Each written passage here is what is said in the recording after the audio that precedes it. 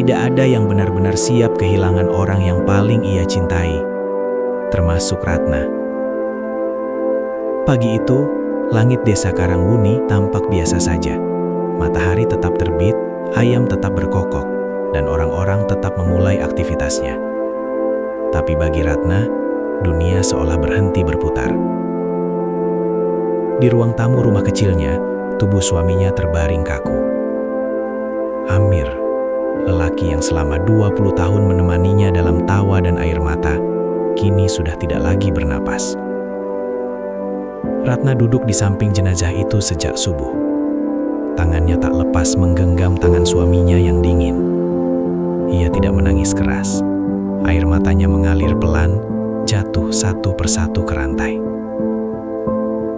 "Mas, aku sekarang harus bagaimana?" Suaranya nyaris tidak terdengar. Amir adalah satu-satunya tempat ia bersandar.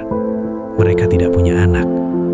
Seluruh hidup Ratna hanya berputar pada rumah kecil itu, dapur sederhana, dan suaminya yang selalu pulang membawa senyum walau lelah. Hari pemakaman berlangsung cepat. Tetangga datang, tapi tidak semuanya datang dengan tulus. Beberapa ibu-ibu berbisik di sudut halaman. "Kasihan ya Ratna, sekarang dia sendirian." "Iya, mau hidup dari apa coba? Amir itu tulang punggung. Ratna kan cuma ibu rumah tangga." Bisik-bisik itu seperti angin kecil yang menusuk pelan, tapi terasa perih. Ratna mendengarnya.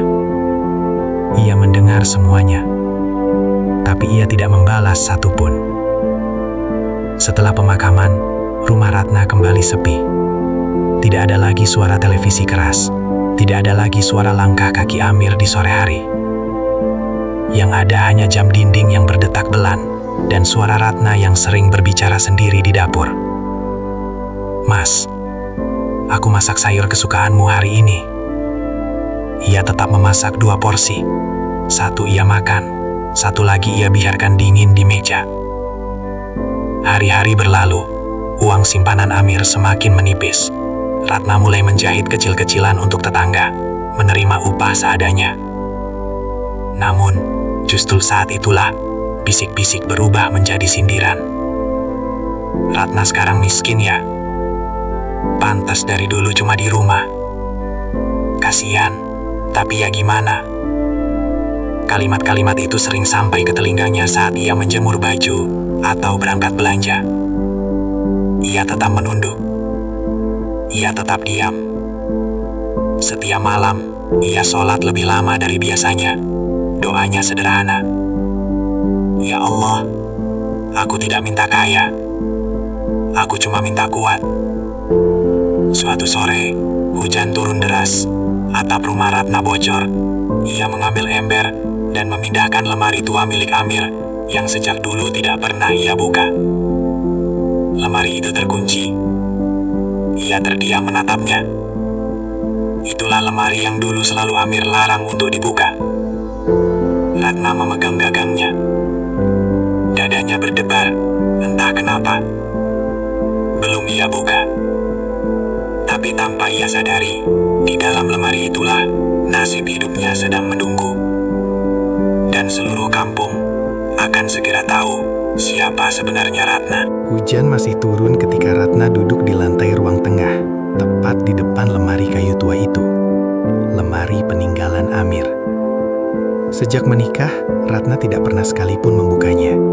Bukan karena takut, tapi karena Amir selalu berkata pelan, "Kalau suatu hari aku sudah tidak ada, baru buka." Kalimat itu dulu ia anggap candaan. Kini, kalimat itu terasa seperti pesan terakhir. Ratna mengelap air matanya, lalu mencoba menggeser lemari sedikit menjauh dari dinding. Debu berjatuhan, bau kayu lama menyebar. Ia mencoba memutar gagang kunci. Terkunci. Ratna terdiam. Dadanya terasa sesak. Ia tidak tahu mengapa tangannya bergetar saat mencoba lagi. Klik. Kunci itu terbuka. Pintu lemari berderit pelan, seolah mengeluh setelah bertahun-tahun diam. Di dalamnya bukan pakaian, bukan pula barang kenangan seperti yang ia bayangkan. Yang ada adalah sebuah tas hitam besar, beberapa map coklat tebal, dan sebuah kotak kayu kecil. Ratna mengambil tas itu dan meletakkannya di lantai. Tangannya gemetar saat membuka resleting. Di dalamnya rapi tersusun. Buku catatan tebal, beberapa stempel perusahaan, puluhan map berisi dokumen, surat-surat bermaterai, dan satu amplop putih dengan tulisan tangan Amir. Ratna langsung mengenali tulisan itu. Untuk Ratnaku. Air matanya kembali jatuh sebelum ia sempat membuka amplop itu. Dengan tangan bergetar, ia membuka surat tersebut. Ratna, jika kamu membaca ini, berarti aku sudah tidak ada. Maaf, selama ini aku menyimpan banyak hal darimu. Bukan karena tidak percaya, tapi karena aku ingin kamu hidup tenang tanpa terbebani urusan dunia. Di dalam lemari ini ada seluruh usaha yang selama ini aku jalankan diam-diam. Aku bukan hanya karyawan seperti yang kamu tahu. Aku memiliki perusahaan distribusi bahan bangunan di kota. Semua asetnya aku atasnamakan kamu. Jika kamu mau melanjutkannya, semua sudah siap. Jika kamu tidak mau, kamu tetap akan hidup layak. Tapi satu hal yang aku minta, jangan biarkan siapapun meremehkanmu. Aku percaya padamu, Ratna. Amir. Ratna menutup mulutnya. Tangisnya pecah. Ia baru menyadari, suaminya selama ini bukan orang biasa. Ia membuka buku catatan tebal itu. Di dalamnya tertulis alur usaha Amir, daftar klien, nomor kontak, laporan laba, hingga jadwal distribusi. Matanya membelalak saat melihat angka-angka di halaman belakang. Jumlahnya bukan ratusan ribu, bukan jutaan, tapi ratusan juta, bahkan miliaran. Ratna terduduk lemas. Mas, selama ini kamu pergi pagi pulang sore. Bajumu sederhana, hidup kita pas-pasan. Ternyata, ia menutup wajahnya. Tangisnya bukan lagi tangis kehilangan, tapi tangis terkejut, takut, dan bingung. Malam itu, ia tidak tidur. Ia membaca satu persatu dokumen itu sampai subuh. Ia belum sepenuhnya paham, tapi ia mulai mengerti satu hal. Hidupnya akan berubah. Namun, ia juga sadar, mengelola semua ini bukan hal mudah. Dan ia, janda yang selama ini diremehkan tetangga, harus memilih, menutup semua ini atau bangkit dan melanjutkan perjuangan Amir. Sementara di luar sana, kampung masih menganggap Ratna sebagai janda malang. Mereka tidak tahu bahwa Ratna sedang duduk di lantai rumah kecilnya, memegang takdir yang nilainya lebih besar dari seluruh rumah di kampung itu.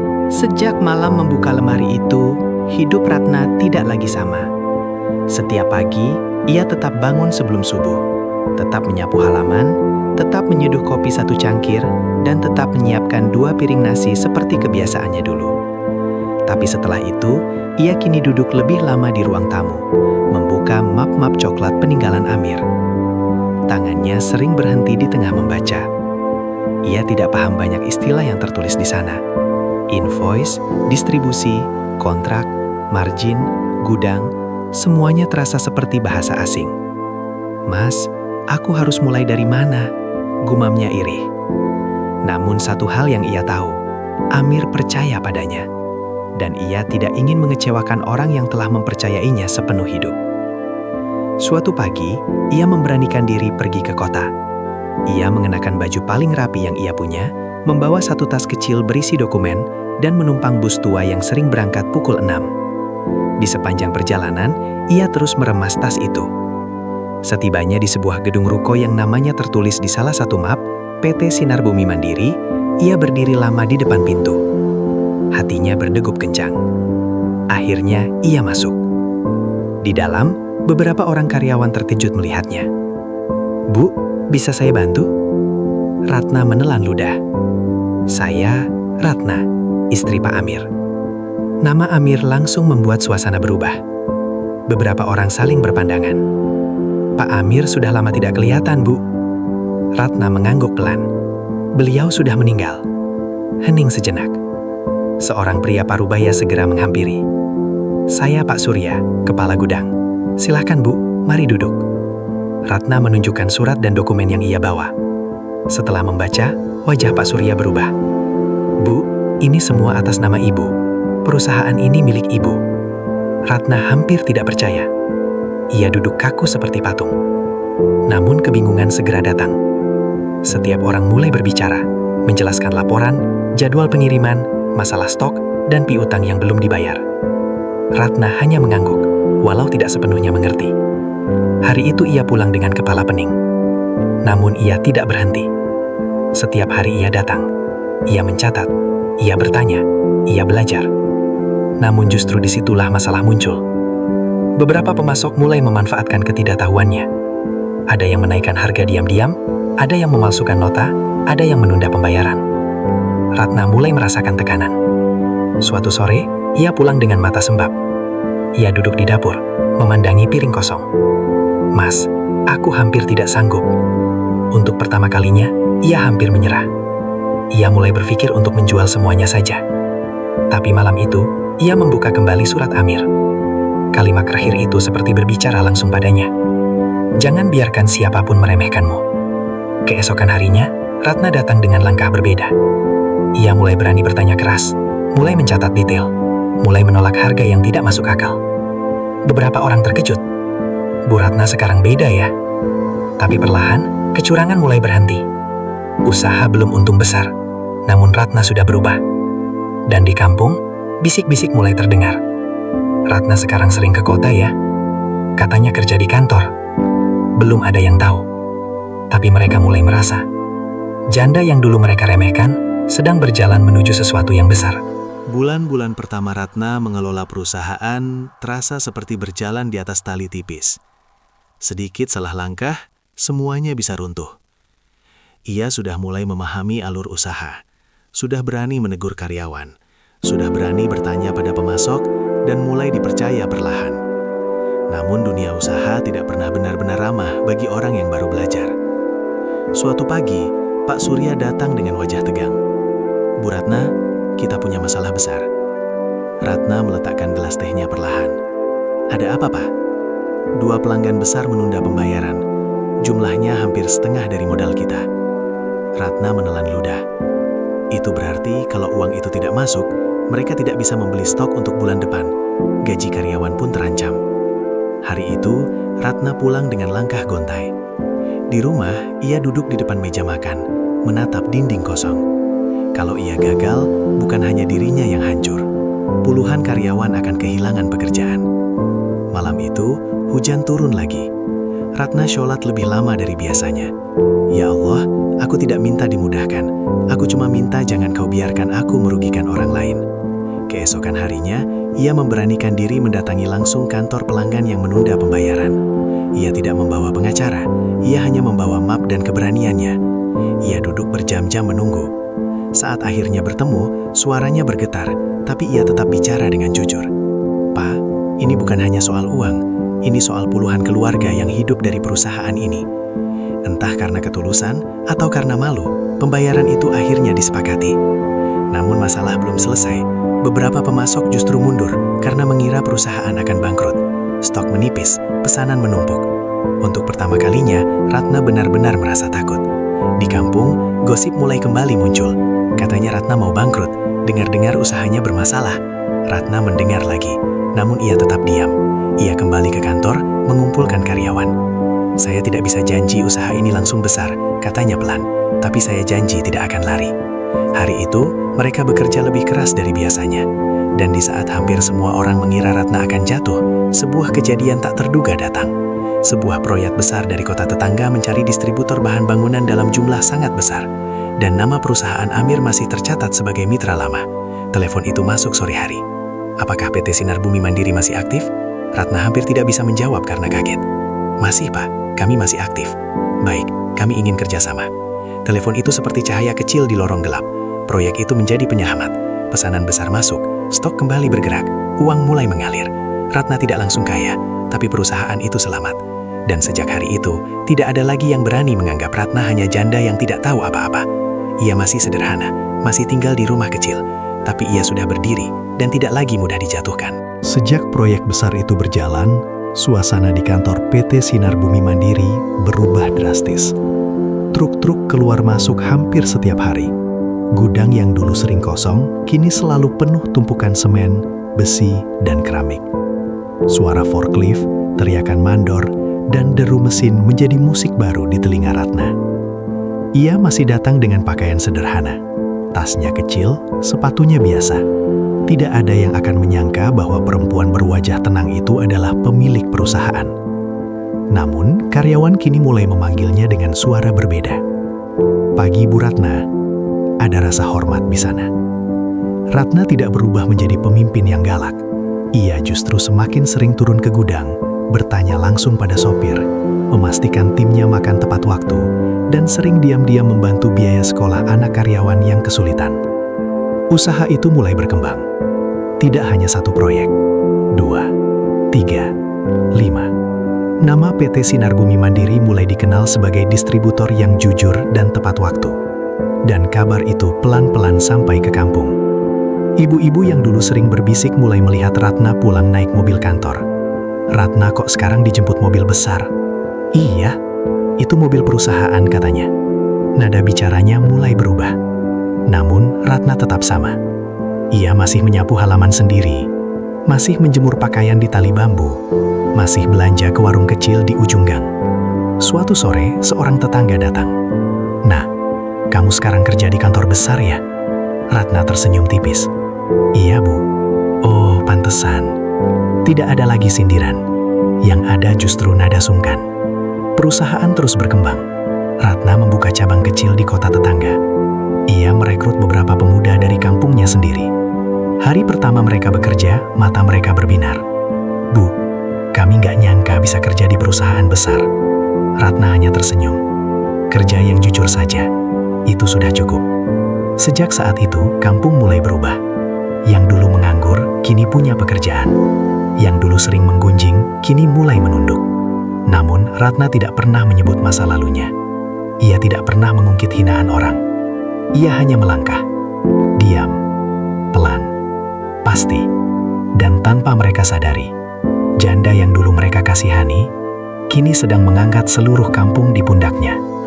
Perubahan di kampung Karangwuni tidak bisa lagi disembunyikan. Setiap pagi, beberapa pemuda kampung berangkat kerja menggunakan seragam bertuliskan PT Sinar Bumi Mandiri. Sebagian ibu-ibu kini mendapat pesanan jahitan dari koperasi kecil yang dibuka Ratna untuk karyawan perempuannya. Warung-warung mulai ramai dan suasana kampung terasa lebih hidup. Namun yang paling terasa berubah adalah sikap orang-orang pada Ratna. Yang dulu memandangnya dengan kasihan, kini memandangnya dengan sungkan. Yang dulu berani menyindir, kini menundukkan kepala saat berpapasan. Suatu sore, ketika Ratna sedang menyiram tanaman di depan rumah, seorang wanita tua berdiri ragu di ujung pagar. Bu Marni. Dialah yang dulu paling sering berbicara pedas tentang Ratna.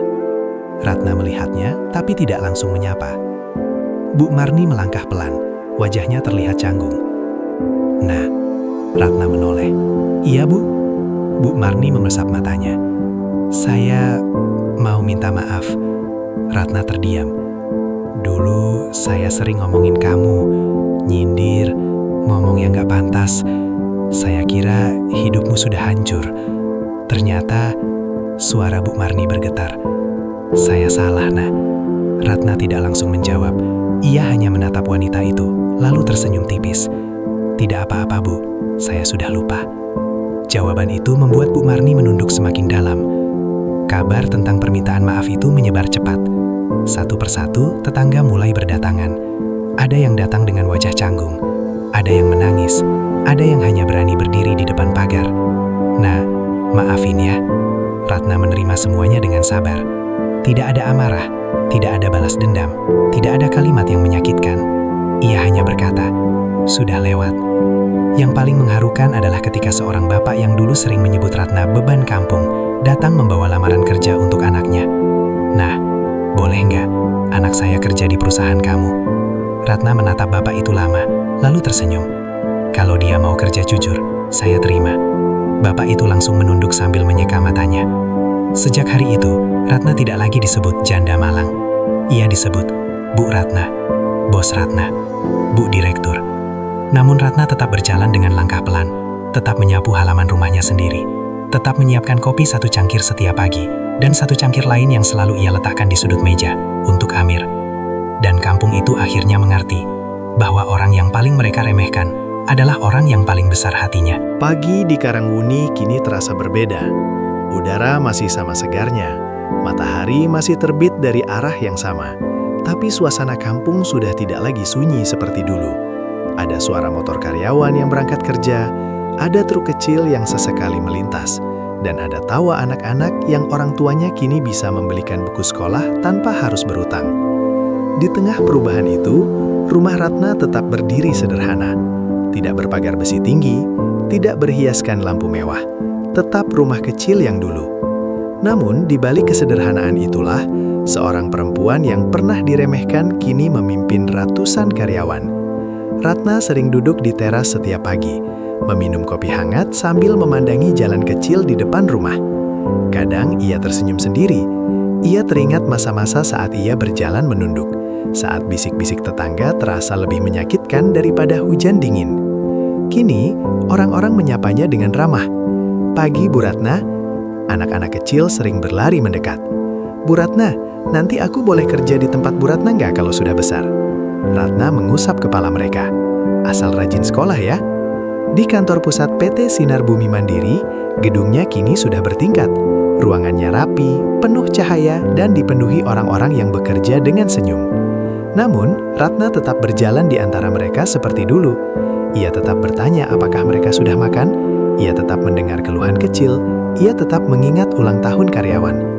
Di ruang kerjanya, ia menyimpan satu foto kecil Amir.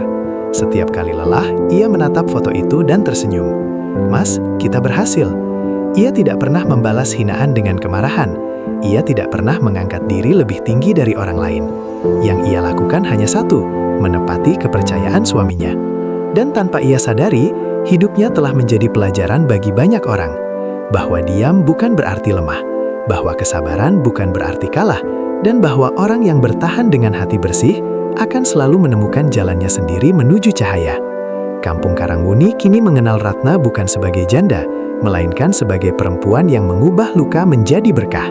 Waktu berjalan. 1 tahun, 2 tahun, 3 tahun. Nama Ratna kini tidak hanya dikenal di Karangwuni. PT Sinar Bumi Mandiri telah membuka cabang di beberapa kota. Truk-truk besar dengan logo perusahaannya sering terlihat melintas di jalan raya antar kota. Namun Ratna tetap memilih tinggal di rumah kecilnya. Setiap subuh, ia masih menyapu halaman sendiri. Ia masih menanam cabai dan bunga di pot tanah liat. Ia masih memasak dengan kompor lama yang dulu dipakai bersama Amir. Suatu pagi, ia berdiri di depan lemari tua itu lagi. Lemari yang dulu menyimpan takdirnya. Ia mengelus kayunya pelan. "Mas, andai kamu tahu, kampung kita sekarang ramai. Anak-anak muda punya kerja, ibu-ibu bisa bantu suaminya." Matanya berkaca-kaca. Ia tidak merasa sedang berbicara pada orang yang sudah tiada. Ia merasa sedang berbicara pada seseorang yang selalu mendengarnya. Di kampung, Ratna kini sering diminta menjadi pembicara kecil di acara ibu-ibu PKK, pengajian, dan sekolah. Ia tidak pernah bicara soal kekayaan. Ia selalu bicara soal bertahan. Kalau hidup menekan, jangan balas dengan marah. Balas dengan usaha dan doa, ucapnya pelan. Banyak yang menangis mendengarnya. Sore itu, seorang gadis remaja menghampirinya. "Bu Ratna, saya sering diejek karena orang tua saya miskin. Tapi sekarang saya mau belajar rajin, Bu." Ratna memeluknya. "Kamu akan lebih besar dari semua ejekan itu." Dan disitulah Ratna sadar. Hidupnya tidak hanya mengubah kampungnya. Ia mengubah cara orang melihat harapan. Di malam hari, Ratna duduk di teras, memandangi langit penuh bintang. Angin pelan mengibaskan jilbabnya. Ia tersenyum kecil. Ia tidak kaya hanya dalam harta, ia kaya dalam damai. Dan di balik kesunyian malam Karangwuni, sebuah doa panjang terus mengalir. Doa seorang wanita yang dulu diremehkan, dan kini menjadi tempat banyak orang bersandar. Pagi itu, matahari naik perlahan di Karangwuni. Langit berwarna biru lembut, burung-burung beterbangan rendah, dan udara membawa aroma tanah basah sisa hujan semalam. Ratna berdiri di depan rumah kecilnya, menyapu halaman seperti yang selalu ia lakukan sejak dulu. Rumah itu tetap sederhana, tidak berubah, hanya catnya yang kini lebih cerah dan atapnya sudah tidak bocor lagi. Namun dari rumah kecil itulah, ratusan orang kini menggantungkan hidup. Hari itu bukan hari biasa. Ratna mengundang seluruh karyawannya untuk datang ke kampung, bukan untuk rapat, bukan untuk evaluasi, tapi untuk makan bersama. Meja panjang disusun di sepanjang jalan kecil. Ibu-ibu kampung memasak sejak pagi, anak-anak berlarian membawa piring dan gelas, tawa terdengar di mana-mana. Ratna berdiri di tengah keramaian itu, menatap wajah-wajah yang dulu penuh kecemasan, kini penuh harapan. Ia mengangkat suaranya pelan tapi jelas. "Saya bukan siapa-siapa tanpa kalian. Kita besar karena kita jujur. saling jaga, dan saling doakan. Beberapa orang menitikkan air mata. Di sudut halaman, ia menyiapkan satu kursi kosong. Kursi itu untuk Amir. Ia meletakkan secangkir kopi dan sepiring nasi di sana, seperti kebiasaan lamanya. Lalu ia berdiri sebentar di depannya. "Mas, terima kasih sudah menitipkan hidup banyak orang lewat tanganku." Angin bertiup pelan, seolah menjawab doanya. Sore hari, setelah semua pulang, Ratna duduk sendirian di teras. Ia memandangi jalan kecil yang kini terasa lebih hidup dari sebelumnya. Ia tersenyum kecil. Ia tidak merasa menjadi orang besar. Ia hanya merasa menjadi orang yang cukup. Cukup sabar, cukup kuat, cukup ikhlas. Dan di sanalah Ratna memilih tinggal sampai hari tuanya. Bukan di rumah mewah, bukan di kota besar, tapi di rumah kecil tempat ia dulu menangis, berdoa, dan bangkit. Karena bagi Ratna, rumah paling mewah bukan yang paling besar, melainkan yang paling tenang.